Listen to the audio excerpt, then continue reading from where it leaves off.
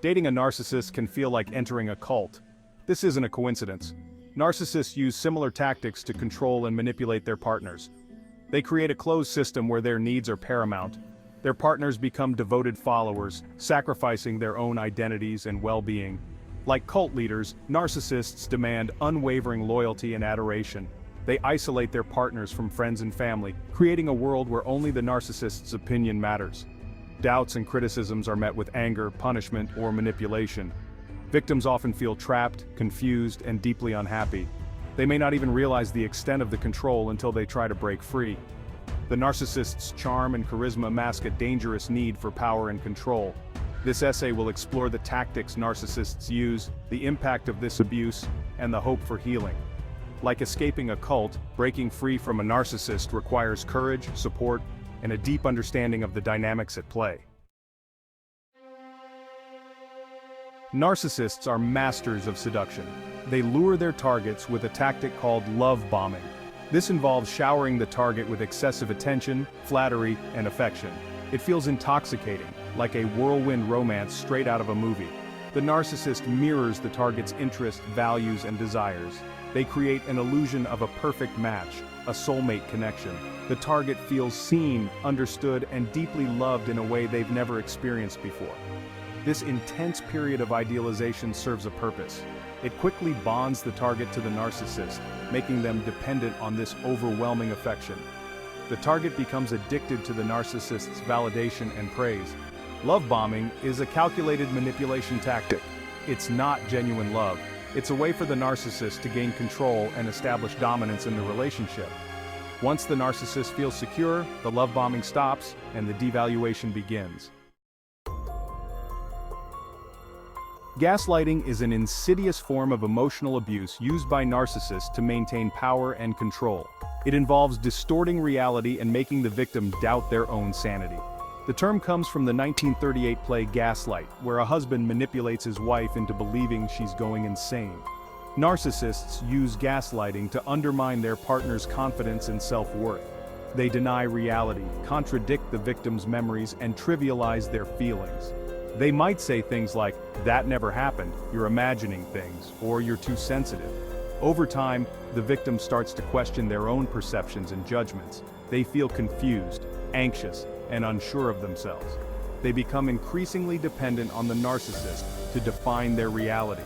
Gaslighting is a form of psychological manipulation that can have devastating effects on the victim's mental health. It erodes their sense of self and makes it difficult to trust their own instincts. Recognizing gaslighting is crucial for breaking free from the narcissist's control. Narcissists thrive on control. They need to be the center of attention and the sole source of validation for their partners. To achieve this, they isolate their partners from friends, family, and any external support system. The narcissist might criticize the partner's loved ones, plant seeds of doubt, or create drama to discourage contact. They may even move the partner away from their support network, making them entirely reliant on the narcissist. This isolation serves a sinister purpose. It makes the partner more vulnerable to the narcissist's manipulation. Without outside perspectives, the partner is more likely to accept the narcissist's version of reality, even when it's distorted or abusive. Isolation also prevents the partner from seeking help. They may be too ashamed to admit what's happening, or they may fear the narcissist's reaction. Trapped in this web of isolation, the partner becomes increasingly dependent on the narcissist, making it even harder to break free. Section 5. Examples of narcissistic abuse, a devastating reality. Narcissistic abuse takes many forms, all of which are incredibly damaging. Here are some common examples. Constant criticism. Narcissists are masters of finding flaws. They constantly criticize their partner's appearance, intelligence, choices, and accomplishments, chipping away at their self-esteem. Control and manipulation. Narcissists need to be in control of everything and everyone around them. They manipulate their partners with guilt trips, threats, and emotional blackmail to get their way. Lack of empathy. Narcissists have a profound inability to empathize with others. They are completely self-centered and disregard their partner's feelings and needs. Triangulation. Narcissists often bring other people into the relationship to create drama and jealousy. They might flirt openly, compare their partner to others, or use past relationships as weapons. Silent treatment. Narcissists use silence as a form of punishment. They withdraw affection and communication, leaving their partners feeling abandoned and confused. These are just a few examples of the devastating reality of narcissistic abuse. It's a pattern of emotional manipulation and control that can have long-term consequences for the victim's mental and emotional well-being. The impact of narcissistic abuse runs deep. Victims often struggle with a range of emotional and psychological issues long after the relationship ends. Complex post-traumatic stress disorder, or CPTSD, is a common after-effect of prolonged exposure to trauma, such as narcissistic abuse. Symptoms include flashbacks, nightmares, anxiety, depression, and difficulty trusting others. Constant criticism and manipulation from the narcissist erodes the victim's self-worth. They may feel inadequate, unworthy of love, and doubt their own judgment. Victims of narcissistic abuse often struggle to trust others in future relationships. They may become guarded, suspicious, or avoid intimacy altogether. The narcissist's need for control and the victim's desire to please can create a dynamic of codependency. Victims may struggle to assert their needs or set healthy boundaries in future relationships. Healing from narcissistic abuse takes time, support, and professional help.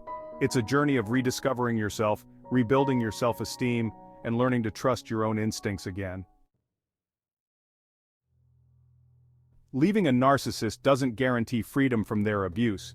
In fact, the abuse can escalate after the relationship ends, taking the form of post-separation abuse. This is driven by the narcissist's need for control and their inability to cope with rejection. Post-separation abuse can manifest in various ways. The narcissist might spread lies and rumors about the victim to their friends, family, or even colleagues, attempting to ruin their reputation and isolate them further. If children are involved, the narcissist might use them as pawns to hurt the victim, dragging out custody battles or making false accusations to gain an advantage. Some narcissists resort to harassment, stalking, or even violence to intimidate and control their former partners. The narcissist might withhold financial support, refuse to divide assets fairly, or even sabotage the victim's career to maintain control. Post-separation abuse can be incredibly traumatic and debilitating. It's essential for victims to understand their rights, seek legal protection if necessary, and build a strong support system to navigate this challenging time. The parallels between dating a narcissist and being involved in a cult are undeniable. Both involve manipulation, control, and a distorted sense of reality. The experiences of Leah Remini and Mike Rinder, former members of the Church of Scientology, provide a stark illustration of this phenomenon. Leah Remini, known for her role in the sitcom King of Queens, has become a vocal critic of Scientology since leaving the organization in 2013. She has spoken out about the alleged abuse and manipulation she witnessed and endured during her time in the church. Mike Rinder, a former high-ranking member of Scientology's Sea Org, has also become a prominent critic. He has shared his experiences of psychological manipulation, intimidation, and the church's attempts to silence dissent. Both Remini and Rinder have faced significant backlash for speaking out against Scientology, including harassment, smear campaigns, and estrangement from family members who remain in the church. Their experiences highlight the long-lasting impact of cult-like organizations, even after leaving, and the courage it takes to break free from their control. Healing from narcissistic abuse is possible, but it's a journey that requires time, self-compassion, and professional support. Here are some essential steps towards recovery. The first step is acknowledging that you were in an abusive relationship. It's not your fault, and you deserve support and validation. Therapy with a therapist specializing in narcissistic abuse can be invaluable. They can help you understand the dynamics of abuse, develop coping mechanisms, and rebuild your self-esteem. Surround yourself with trusted friends, family members, or support groups. Sharing your story and connecting with others who understand can be incredibly healing. Learn as much as you can about narcissistic personality disorder and the dynamics of abuse. Knowledge is power, and it can help you identify red flags and protect yourself in the future. Make self-care a priority. Engage in activities that bring you joy. Practice mindfulness, and prioritize your physical and emotional well-being. Remember, you are not alone. There is hope for healing and a brighter future free from abuse. With time, support, and self-compassion, you can reclaim your life and find peace and happiness again.